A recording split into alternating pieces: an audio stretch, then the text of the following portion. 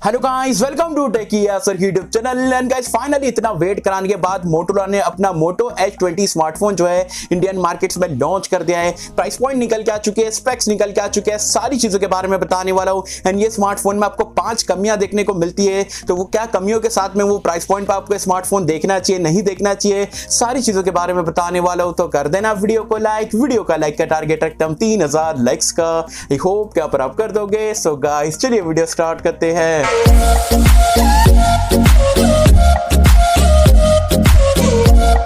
तो friends video start कर लेते हैं बिना टाइम वेस्ट करे। फटाफट से आपको इंडिया वाले वेरिएंट के मैं स्पेक्स वगैरह बता देता हूं, देन अपने ऑनेस्ट ओपिनियन और कमियों के बारे में बात करेंगे।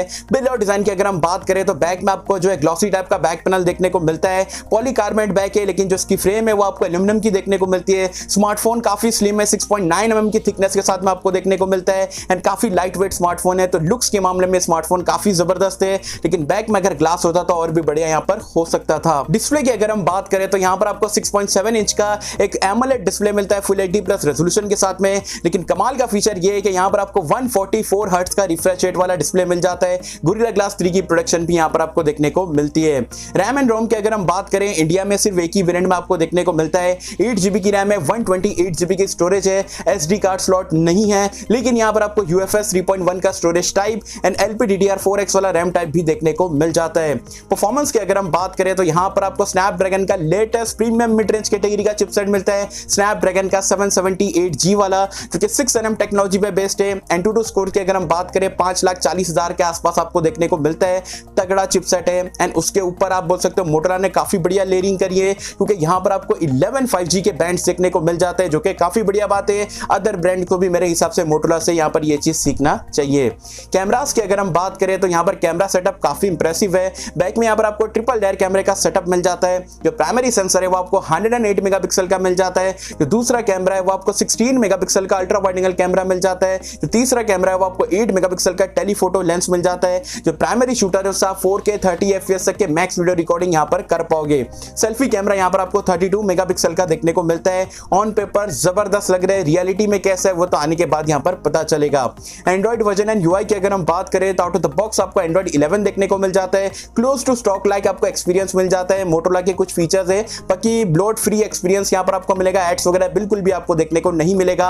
अपडेट की बात करें तो यहां पर आपको मोटोरोला ने प्रॉमिस करा है कि 2 मेजर एंड्रॉइड अपडेट्स यहां पर आपको देखने को मिलेंगे, मतलब एंड्रॉइड 12 और एंड्रॉइड 13 कंपलसरी ये स्मार्टफोन पे मिलेगा, क्योंकि काफी बढ़िया बात है। एज वेल एज 2 साल का आपको सिक्योरिटी अपडेट्स भी यहां पर देखने को मिलने वाला है। सेंसर्स की अगर हम बात करें तो यहां पर आपको सारे सेंसर देखने को मिल जाते हैं, including side mounted fingerprint scanner, face unlock का फीचर, लेकिन सैडली 3.5 हेडफोन जैक का आपको सपोर्ट देखने को नहीं मिलता है। एज वेल एज कोई भी आपको डुअल स्टीरियो स्पीकर का सपोर्ट देखने को नहीं मिलता है। मेरे हिसाब से ये प्राइस पॉइंट पे तो डुअल स्टीरियो स्पीकर यहां पर होना चाहिए था।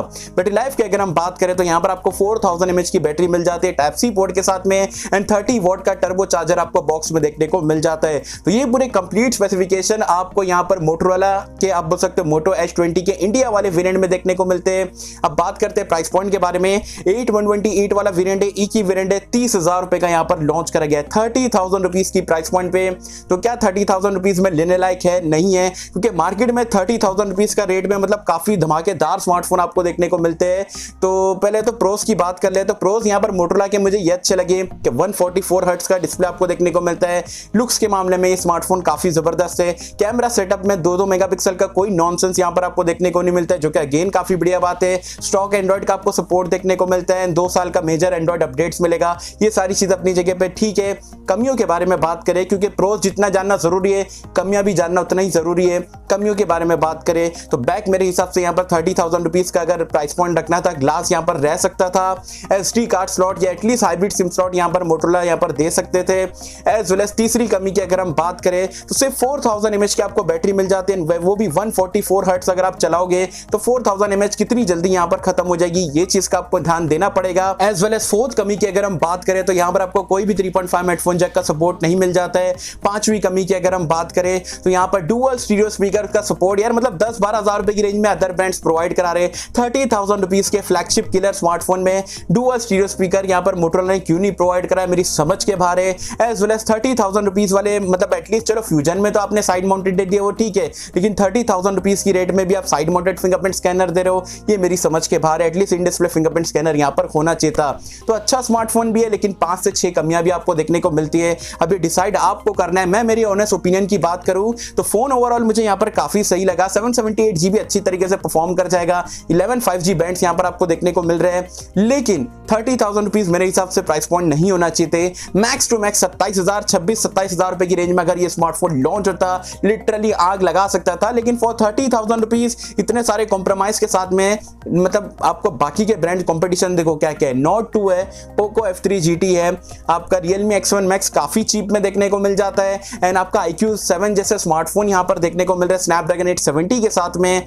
तो मोटोरोला को खड़ा रह पाना काफी मुश्किल लग रहा है मेरे हिसाब से। यहाँ पर फोन तो मोटोरोला ने ठीक लॉन्च करा, लेकिन प्राइस पॉइंट कंपटीशन को देख के यहाँ पर कम रखना चाहिए था। चलो 870 ये स्मार्टफोन में हो जाता, या जो मोटो S20 Pro वगैरह लॉन्च करते 30-32 हजार रुपए में, तब तो यहाँ पर ये टिक पाता। लेकिन फॉर 30,000 रुपीज 778G एंड इतने सारे कॉम्प्रोमाइज, थोड़ा सर्वाइव कर पाना मेरे हिसाब से मुश्किल है। वैसे आपको स्टॉक एंड्रॉइड चाहिए, OIS चाहिए एंड टेलीफोटो लेंस वगैरह चाहिए, देखना चाहते हो देख सकते हो, लेकिन मैं इतना हाईली रिकमेंड ये स्मार्टफोन को नहीं करता हूं। तो गाइस ये थे मेरे ऑनेस्ट ओपिनियन मोटो S20 स्मार्टफोन को लेके। बस आप मुझे कमेंट सेक्शन में बताना 30,000 रुपीज में मोटो S20 आपको कैसा लगा। क्या ये स्मार्टफोन की तरफ आप जाओगे, नहीं जाओगे, क्या लगता है आपको कंपटीशन को बीट कर पाएगा, नहीं कर पाएगा, मुझे बताना नीचे कमेंट्स में। आई होप कि सबको वीडियो पसंद आई होगी, एंड कैसे अगर आपको वीडियो पसंद आए तो लाइक करें, शेयर करें, चैनल को सब्सक्राइब कर देना। मैं मिलता हूं आपसे किसी वीडियो में, जब तक के लिए थैंक यू।